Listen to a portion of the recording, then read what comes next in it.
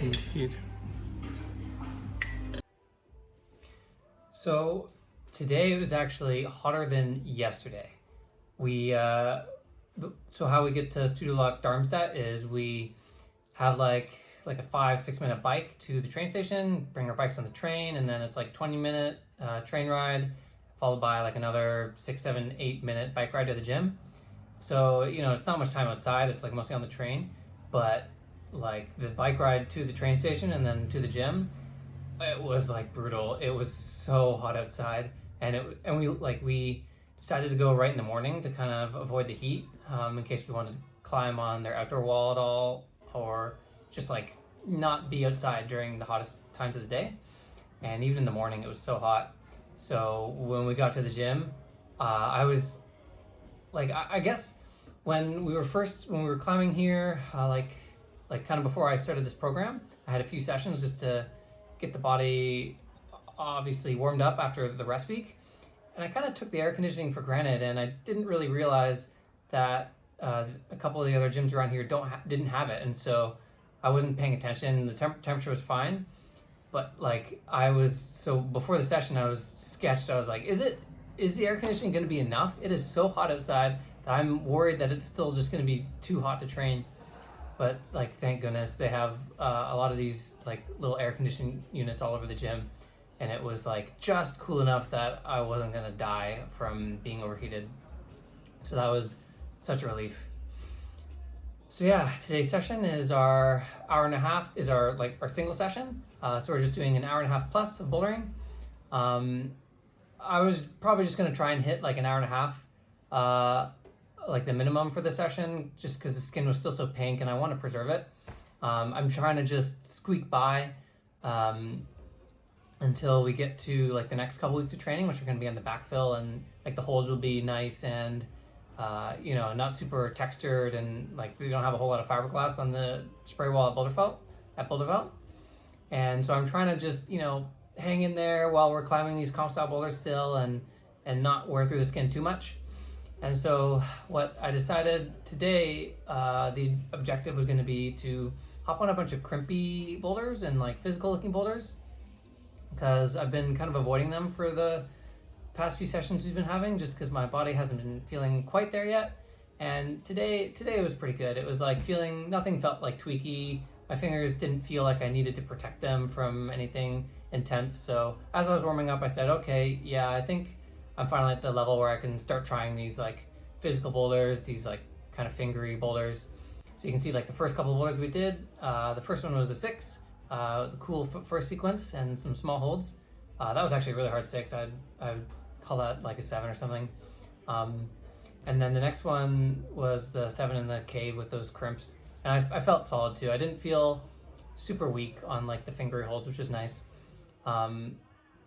Definitely like not where I was kind of at the end of our last program. I was feeling quite strong, especially with my hangboard. I'll need like another week or something before I feel like I can hang around on these small holds pretty confidently, but at least nothing was too bad. And so yeah, we're trying the 7 here, kind of continuing the theme of trying to get my fingers like nice and primed. And it's important too, because we're like, not only are we about to start like hopping on the spray wall and doing a lot of physical boulders and campusing as well, but I'm going to start hangboard as well, like the next day of training we have, and for the next couple weeks. We'll be doing some like kind of the same hangboard program that we were doing in the last program, and we'll just be doing like a much longer extended version of it with like a nice slow grind of trying to push our weight. And then I'm going to be doing, also like a couple, like a much smaller workout than before, just because I'm trying to focus on climbing more in the meantime. But yeah, we'll still like make sure we're getting like our like tricep workout in, and I might do some plyos, some leg plyos that I didn't do in the last program, but I've been feeling like I'm missing a bit of jumping power, and so I might add that in. But yeah, I definitely need to get the fingers ready for the intense training that's about to come up. So let's see what we're trying here. We're trying this 7. this one has got like a bunch of bad slopers and this really cruxy finish match. That's like, as soon as I walked up and saw this boulder, you could tell that was kind of the theme. It looked like the hardest part was just going to be matching this finish hold. It looked like absolute garbage from the start. And like something else that's great about Studio Block, so like Climbers Rock, my home gym, where I've been training, like where I train most of my time when we're in Canada, we're known for having like a lot of steep angles, and well, like our gym was built in 2008, so that was kind of the theme back then, is just steep, powerful boulders. That's like what you saw in competitions. And so like oftentimes when we're setting hard boulders at our gym, it's going to be, you know, just like kind of positive holds or in-cut holds that you have to grab really hard. And like that's going to be the difficulty of the boulder. But like the great thing about this gym is this gym was built in 2014, I think. And so they have a bit more like modern bouldering angles, and they have a lot of vert and slab too. So it allows me to train like my weakness and like train things that I haven't been able to for the past few years, because we haven't had like as much of the terrain just to be able to do that. And so you see, we can have like, I can train on these boulders where it's like these hard boulders that are set on vert, and they can use worse holds instead of being positive holds that you just have to grab really hard. And what this does is it means that the difficulty of the boulder is determined by like the body position, or like I kind of talked about this in the past as well. It's like with these bad holds, it's often like friction based climbing, and it's like hard to find the body position where you don't have to weight these holds as much as you can, and you kind of almost want to like feel weightless. Like especially me being sort of like a heavier climber, I often struggle with like just hanging on these super like bad slopers and trying to find like the right body position. And oftentimes what happens with this style of climbing as well is like once you figure out how to do it and you know where to place your body, when you send it, it's going to feel effortless. And like it won't even feel hard a lot of the time.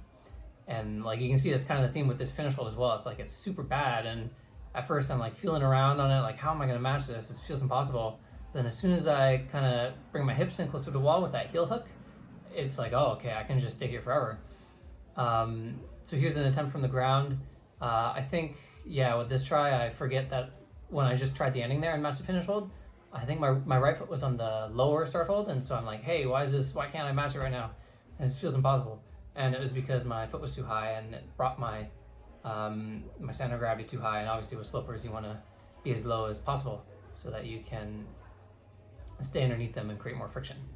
So here's my Sengo. I realized my mistake, and yeah, I ended up skipping these two crimps at the end here. I found like a match on this big undercling that maybe it was a beta break, and then yeah, I fixed my mistake and have my foot lower to match the finish hold. And so maybe you've kind of noticed the theme with this gym is they have like so much wall space to cover that like you'll notice like some of the boulders, especially like they have their comp wall on like the left side of the gym where they try to put their boulders that are like super competition style on this wall. But you know, throughout the main walls as well, you'll see boulders that are like quite comp style.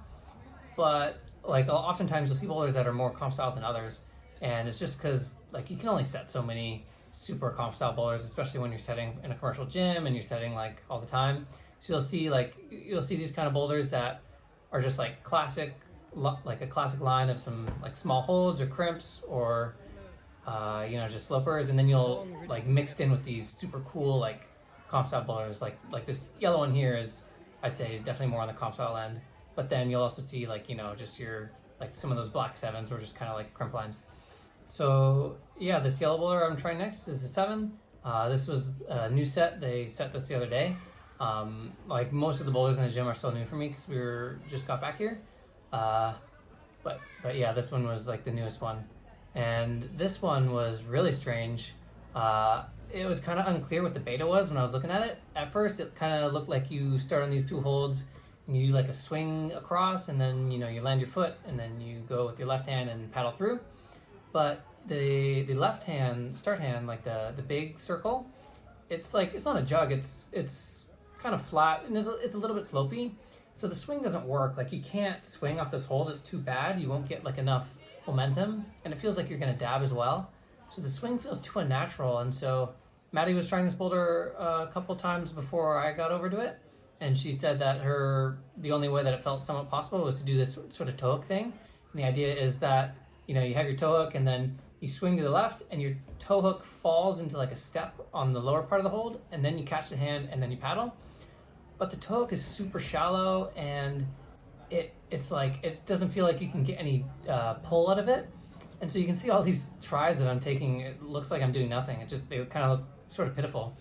But I'm like trying to pull with my toe to step down and then go again. I was getting a little tired here, so I kind of reached a point in the session where I was like, I'm gonna try my best to give quality tries, but all my tries kind of just ended up being half-assed.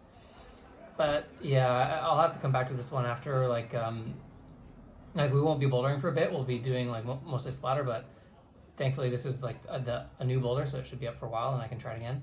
But that move was just eluding me for now. It'll be cool to revisit it. And so this is the last boulder of the day. This often happens to me as well when I'm coming back to climbing after like a little break, is I will just hit a wall, and it won't be like a slow progression of getting tired. I'll just be like, it'll just hit me and then the session's done all of a sudden. That's why we've kind of been cutting our sessions short in the past few days. I was trying this one, and here we get to the end and I like got hit with some flash pump, and all of a sudden my forearms just powered out and I couldn't hang on to these like kind of positive holds. So tomorrow's going to be a much needed rest day, hopefully heal up the skin a bit, and then we're going to move into the next phase of our training, which is going to be a lot of spray wall training, some campusing, bring the workout back, and try a lot of hard boulders. Hey. What's happening? No, you just... Oh, sorry.